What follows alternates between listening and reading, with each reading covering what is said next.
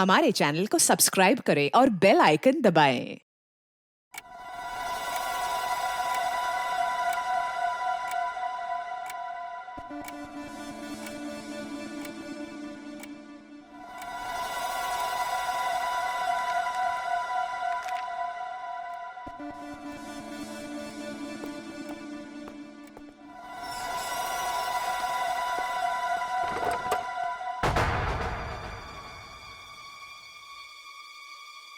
कौन है? कौन है वहां पर? कौन है?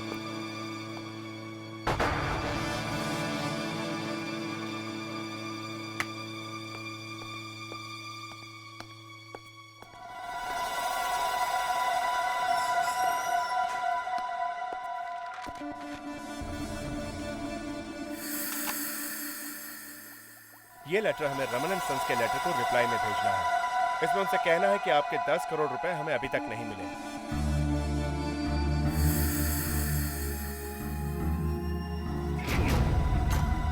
और अगर ये 10 करोड़ रुपए हमें अगले 1 महीने तक नहीं मिले तो हम सारे फ्लैट्स मार्केट में बेच देंगे।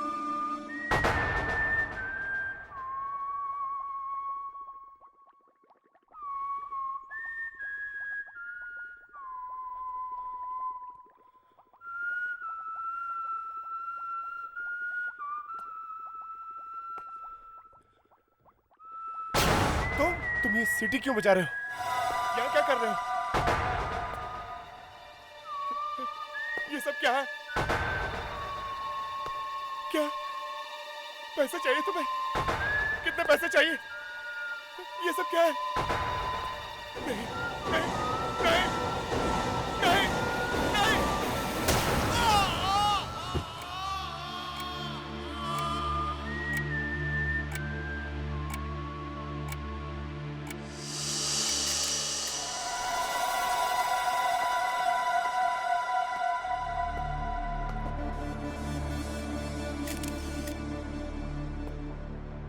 जिसने भी ये खून किया है उसने चाकू का एक ही जबरदस्त वार किया है, पूरा जोर लगा के। खूनी कोई प्रोफेशनल किलर लगता है बॉस। मगर राजेश रात को इतनी देर तक ऑफिस में क्या कर रहा था? सर वो काम कर रहे थे। इतनी देर तक काम कर रहे थे वो? जी सर, ये उनकी आदत थी सर। घर जाने से पहले वो अगले दिन के सारे लेटर्स को डिक्टाफोन में रिकॉर्ड कर लेते थे सर। और जब मैं आती थी तो डिक्टाफोन में रिकॉर्डेड सारे मैसेजेस, सारे लेटर्स को मैं लिख लेती थी सर, और उस हिसाब से उनकी अपॉइंटमेंट को फिक्स करती थी। डिक्टाफोन में रिकॉर्ड करते थे? जी सर। हो सकता है जब इनकी मौत हुई हो उस वक्त ये लेटर्स रिकॉर्ड कर रहे हो अपने डिक्टाफोन में, और अगर ऐसा हुआ है तो उस वक्त ये सारी आवाजें उस डिक्टाफोन में रिकॉर्डेड होनी चाहिए। लेकिन वो डिक्टाफोन है कहाँ? जरा देखो, यहाँ कोई डिक्टाफोन दिखता है क्या?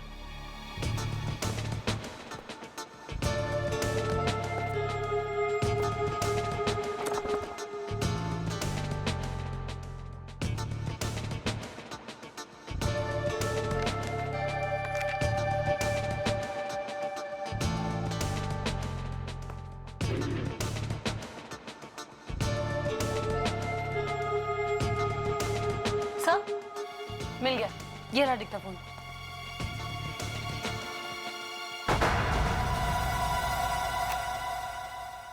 ये लेटर हमें रमन एंड सन्स के लेटर को रिप्लाई में भेजना है। इसमें उनसे कहना है कि आपके 10 करोड़ रुपए हमें अभी तक नहीं मिले, और अगर ये 10 करोड़ रुपए हमें अगले 1 महीने तक नहीं मिले तो हम सारे फ्लैट्स मार्केट में बेच देंगे। तुम ये सीटी क्यों बजा रहे हो? तुम यहाँ क्या कर रहे हो?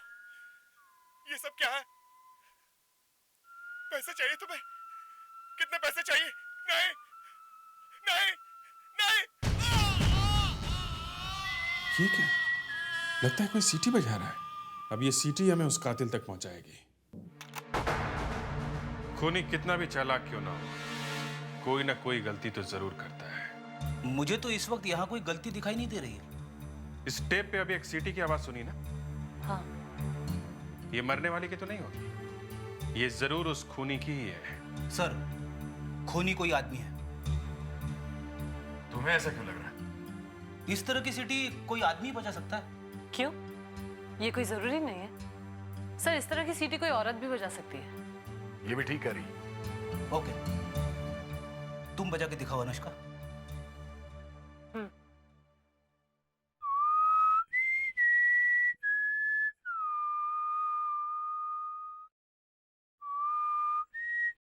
अब भी कोई शक है? खूनी एक औरत भी हो सकती है, मगर बहुत जहां तक मैं जानता हूं ये ट्यून मैंने पहले कभी नहीं सुनी है। तुम तो ऐसा कह रहे हो जैसे तुम सारी ट्यून सुनते हो और जानते हो। सारी तो नहीं, मगर म्यूजिक के बारे में मैं अच्छी खासी जानकारी रखता हूँ।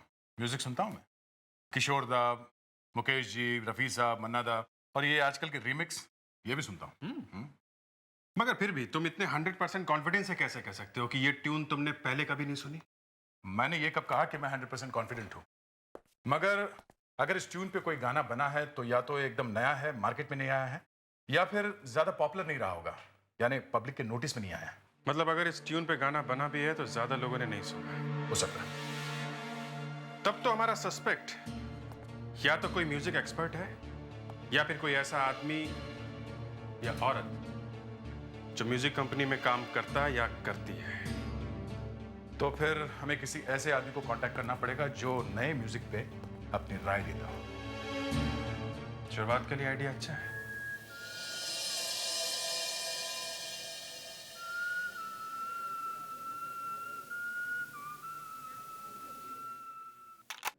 फिर से सुनिए।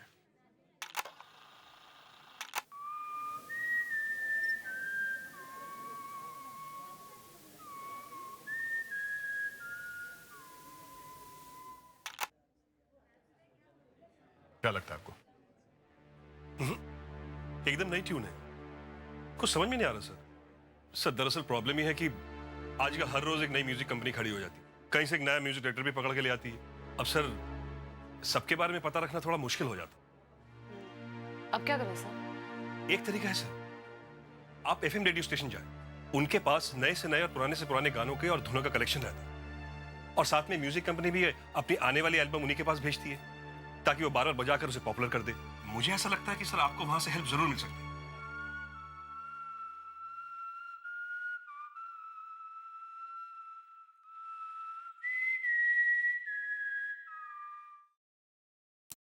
दोस्तों, आपने जो धुन सुनी जरा याद कीजिए कब और कहां, किसी को गुनगुनाते हुए, या फिर ये उस किसी गीत की है जो आपके जहन में कुछ ठहर सा गया है। तो मुझे फोन कीजिए 29845694 और अब आपकी ये दोस्त रजनी आपको ले चलती है एक नए पायदान पर जहां एक और नया गीत आपका इंतजार कर रहा है। So stay tuned. अगर कुछ भी पता चलता है तो आप हमें फोन करिएगा। या डेफिनेटली।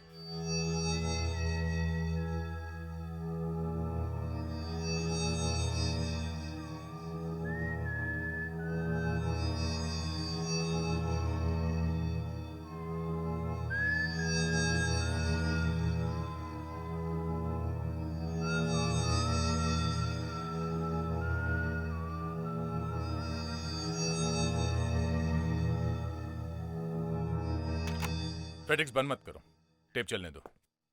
पूरी रात चली है, शायद कोई साउंड हो।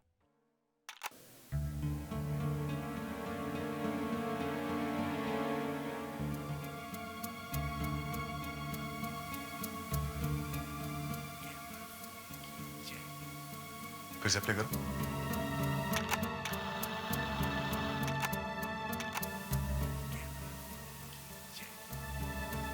कोई बोल रहा है मगर समझ में नहीं आ रहा। पर मेरी समझ में आ रहा है कि मामला क्या है। फेडिक्स प्ले करो।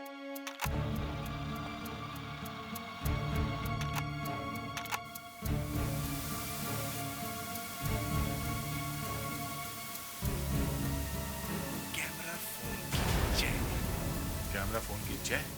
आप समझे फ्रेडरिक्स?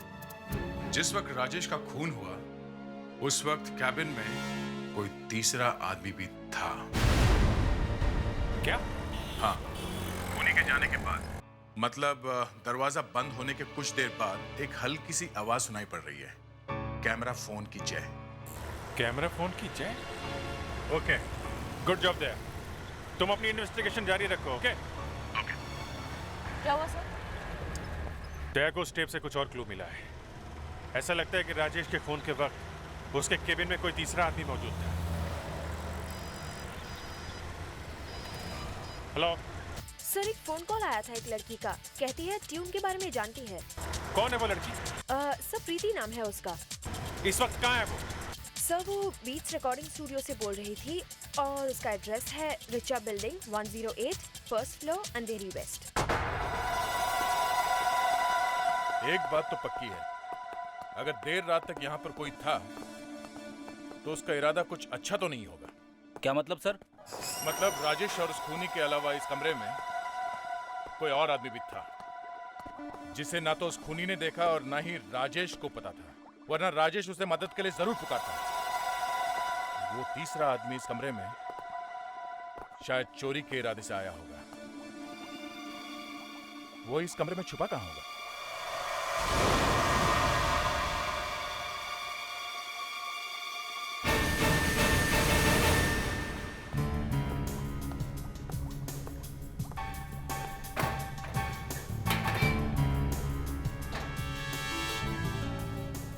इस कमरे में यही एक जगह है जहां वो तीसरा आदमी छुप सकता था। फेड्रिक्स, सोचो कि राजेश वहां खड़ा है और तुम उसका खून करने वाले हो, तो कैसे करोगे? दिखाओ। खूनी जरूर दरवाजे से अंदर आया होगा। राजेश वहां खड़ा था। खूनी ने राजेश को ऐसे मार दिया।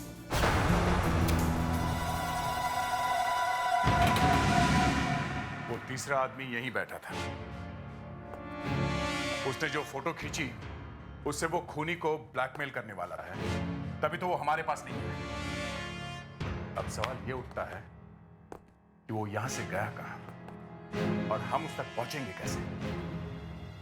फेड्रिक्स, इस ऑफिस की अच्छी तरह से तलाशी लेते हैं। चलो। Yes sir.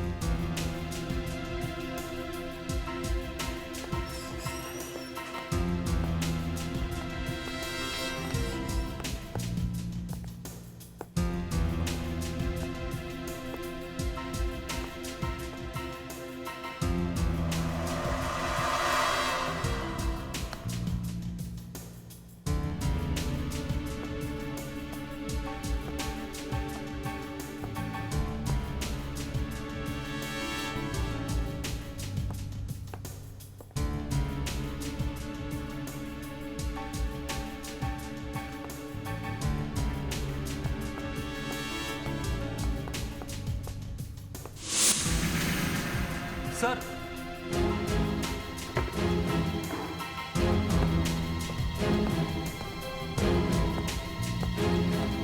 हाँ बेटा, ये देखिए ग्लव्स।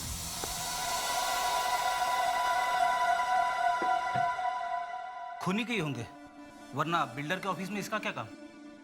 खूनी के होते तो इस पे खून के निशान लगे होते हैं। ये उस कैमरा फोन वाले के हो सकते हैं। एक्सक्यूज मी, ये मिस प्रीति कहाँ मिलेंगी? Room number 3। थैंक्स।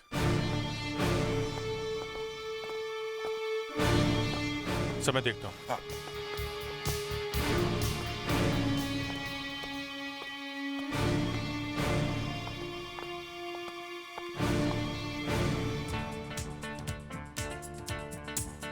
मिस प्रीति, यस मैं इंस्पेक्टर अभिजीत, सीआईडी से। आपने ही फोन किया था? जी। आप जरा आइए।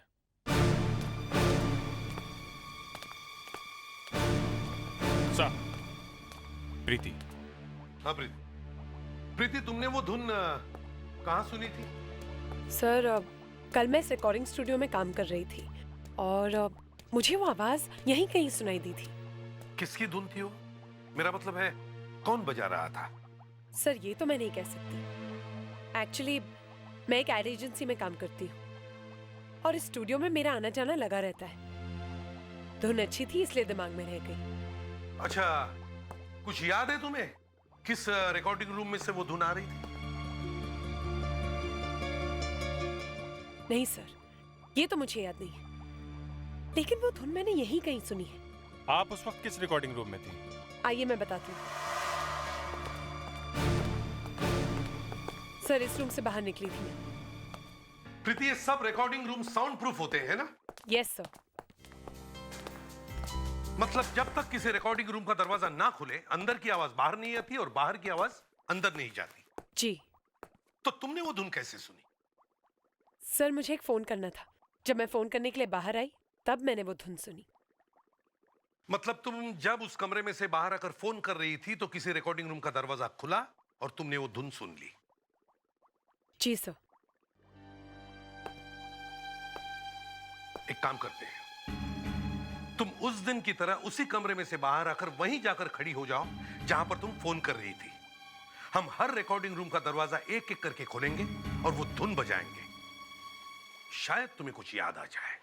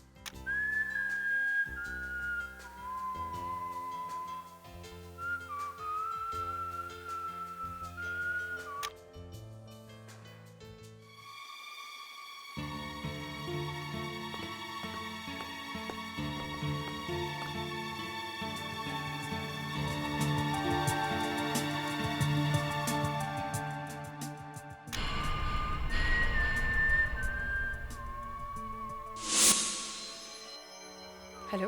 मैं इस वक्त रिकॉर्डिंग स्टूडियो पर। हाँ हाँ, बस आ रही। Okay bye. धुन अच्छी है। सर याद आ गया, इसी रूम में से आवाज आ रही थी। Are you sure? Yes sir, 100%। Sir, CID को रिकॉर्ड दिखाने के लिए हम ना क्यों करेंगे? सर, ये वो रजिस्टर है जिसमें हर पार्टी की एंट्री रहती है, जिसकी यहाँ बुकिंग होती है। कल 4 नंबर रिकॉर्डिंग रूम में किसकी रिकॉर्डिंग थी? 1 minute sir.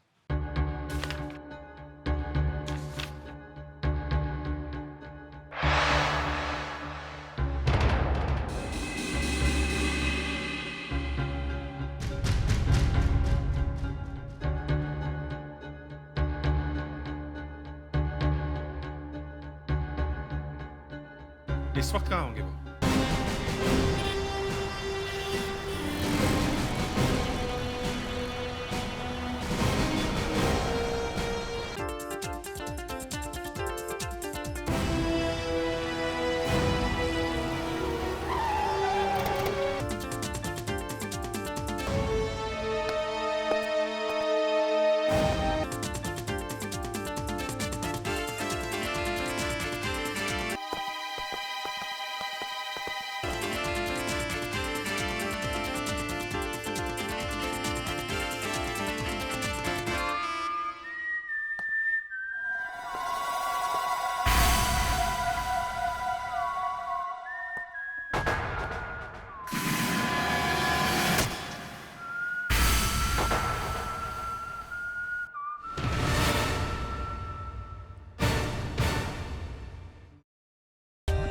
For more updates, subscribe to our channel, click the show links and enjoy watching the videos.